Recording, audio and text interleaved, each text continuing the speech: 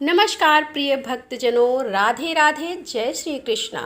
आप सभी भक्तजनों का हार्दिक अभिनंदन करती हूँ अपने YouTube चैनल पर। तो मित्रों, आज हम आपके लिए लेकर आए हैं बैसाख मास महात्म्य का 15वां अध्याय। तो चलिए कथा को सुनते हैं और इसका रसपान लेते हैं। श्रुति देव जी कहने लगे कि बैसाख मास के महात्म्य का फल और भी श्रवण करो। यह सारे पापों का नाश करने वाला है। इसकी एक बेहद उत्तम कथा मैं तुम्हें सुनाता हूँ। पांचाल देश में भूरियश नाम के राजा का पुत्र पुरुयश था। वह बड़ा ही प्रतापी, उदार और शूरवीर और धन विद्या में निपुण था। लेकिन पापों के कारण थोड़े समय में ही उसकी सारी संपत्ति नष्ट हो गई और असाध्य रोगों से पीड़ित होकर उसके हाथी घोड़े भी मर गए। उसके बाद राज्य में ऐसा विकराल अकाल हुआ कि जिससे सारे प्रजनन काल के गर्त में समा गए। उसका राज्य और कोशिश इस प्रकार खाली हो गया जैसे हाथी ही कैथे का फल खाकर समाप्त कर देता है।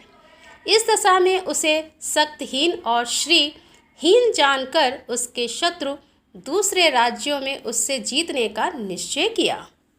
अनेकों शत्रु राजाओं ने उस पर हमला किया, उसे जीत लिया और पराजित होकर राजा पर्वतों की गुफाओं में चला गया। उस समय उसके साथ उसकी चिकनी नाम की रानी भी थी। राजा दुखी होकर विचार करने लगा कि मेरी यह गति मेरे किसी कर्म के कारण हुई है। मैं तो हमेशा से ही सेवा, धर्म पालन इत्यादि में हमेशा तत्पर रहता हूँ। सारे प्राणियों पर दया भाव रखते हुए ईश्वर की भक्ति करता हूँ। अपनी सारी इंद्रियों को वश में रखता हूँ। इस समय मेरा बंधु, शूर, पुत्र, हितैषी इत्यादि कोई नहीं है। मैं उत्तम कुल में जन्मा, दया भाव पर उससे युक्त था, लेकिन यह सब कुछ कहाँ चला गया है। यह गरीबी और पराजय और वनवास अवश्य ही मेरे किसी कर्म का फल है। तब वह अपने गुरु का ध्यान करने लगा। तब याद और उपयुक्त नाम के दो सर्वज्ञानी ऋषि वहाँ पर आए। राजा ने सम्मान के साथ उठकर उनका स्वागत किया और उनके चरणों पर गिर पड़ा। ऋषियों ने प्रेम से उसे उठाकर उसके आंसू पोंछे। तब वन से पुष्प आदि लाकर राजा ने विधि विधान पूर्वक उनकी पूजा की। जब दोनों ऋषि आसन पर विराजमान हो गए, तब शीश नवाकर राजा ने उनसे प्रश्न किया कि हे ऋषिवर, मेरे इस दारुण दुख का क्या कारण है। जन्म और कर्म दोनों से ही मैं शुद्ध हूँ। पितृगणों और देवगणों की सेवा करता रहा हूँ, तब मेरी इस दुर्गति का क्या कारण है। तब वे दोनों ऋषि राजा से बोले कि हे राजन, आपके कष्टों का कारण हमें ज्ञात हो गया है। पूर्व के 10 जन्मों में आप बड़े ही घोर शिकारी रहे हैं। सदैव ही आप निर्दयतापूर्वक जीवों की हिंसा में लगे रहते थे। आप धर्म के भव इंद्रिय निग्रह ही। कभी श्री गोविंद भगवान का ध्यान किया आपने, कभी भी ईश्वर के निमित्त नमस्कार नहीं अर्पित किया। इन्हीं पापों में लीन रहते हुए आपने 9 जन्म व्यतीत कर दिए हैं। 10वें जन्म में भी आपने और अधिक निर्दयतापूर्वक हिरण के बच्चों और पक्षियों के छोटे छोटे बच्चों को निर्दयतापूर्वक हत्या की, जिस पाप के कारण इस जन्म में आपको संतानहीन रहना पड़ा। विश्वासघात के कारण इस जन्म में तुम्हें कोई भाई प्राप्त नहीं हुआ था। साधी संतों का तिरस्कार करने के कारण तुम शत्रुओं द्वारा पराजित हुए और कभी दान ना करने के कारण दरिद्र। अपने को हमेशा व्यस्त रहने के कारण तुम्हें देश से निर्वासन प्राप्त हुआ था। सबको दुख देने और सबका अहित करने के कारण तुम्हें यह दारुण दुख प्राप्त हुआ है। पिछले जन्म के इन क्रूर कर्मों के वश ही तुम्हें अब बाहर प्राप्त नहीं होता और तुम राजहीन हो गए हो। अब तुम अपने उत्तम कुल में जन्म लेने का कारण सुनो। 10वें जन्म में जब तुम गौड़ देश में थे, उस जन्म में भी तुम पाप कर्मों में लिप्त थे। मार्ग में आने जाने वाले पथिकों को तुम बड़ी ही यंत्रणा देते थे। एक समय सूर्य की धूप से व्याकुल दो बड़े ही संपन्न व वेदों और पुराणों के जानने वाले ऋषि आकर्षण के यहाँ पधारे। तब तुम उनका मार्ग रोककर हाथ में धनुष बाण लेकर उनके सामने खड़े हो गए। बाण मार मार कर तुमने उन दोनों के शरीर छत विछत कर दिए। एक की हत्या करके उसका शवदान तुमने लिया।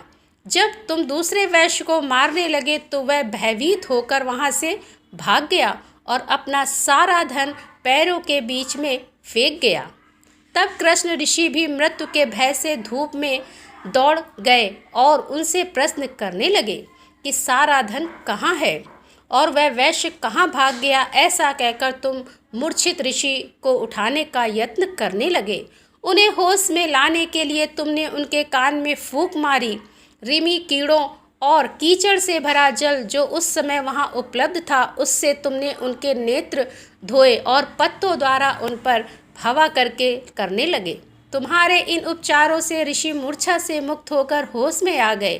तब तुमने उनसे कहा कि हे ब्राह्मण, मेरे जैसे शस्त्रधारी के इस वन में रहते हुए तुम डरो मत, निर्भय होकर रहो। निर्धन प्राणी हमेशा ही निर्भय और सुखी रहते हैं। तुम्हारे जीर्ण वस्त्र और टूटे हुए कमंडल की मुझे कोई इच्छा नहीं है। मेरे लिए यह बिल्कुल बेकार है। इसीलिए हे ऋषिवर, मुझे यह बताओ कि वह अपना धन किस वृक्ष और लता के बीच में फेंक गया है और खुद किस ओर गया है। यदि तुमने मेरे प्रश्न का उत्तर नहीं दिया तो मैं तुम्हारी हत्या कर दूंगा। प्राणों के भय से विचलित होकर ऋषि ने कहा कि वह अपना धन इन वृक्षों में फेंक गया है और स्वयं उस मार्ग से होकर गया है। तब तुमने ऋषि को आश्वस्त कर से कहा, श्रम की थकान से मुक्त होकर आप अपने स्थान को गमन कीजिए। मुझे प्यास भी सता रही है। इस पंखे से हवा करने पर आपका गर्मी का कष्ट दूर हो जाएगा। तब उस ऋषि को पत्तों का पंखा देकर बैसाख मास की प्रचंड धूप में तुमने अपनी स्वार्थ सिद्धि के लिए ही सही, लेकिन प्राण की रक्षा की।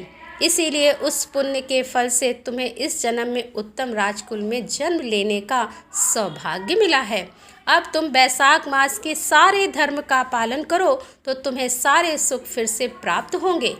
यह माह माधव मास कहलाता है और तृतीया को अक्षय तृतीया कहा जाता है। इस दिन ब्राह्मणों को ऐसी गायों का दान दो जिनका अभी प्रसव हुआ हो। इससे तुम्हारी खाली कोशिश फिर से भर जाएगी। माधव भगवान की पूजा करो और दिव्या प्रतिमा का दान करके शत्रुओं पर विजय प्राप्त करो। यदि तुम्हें पुत्र की कामना हो तो सारे प्राणियों के कल्याण के लिए प्राणदान करो।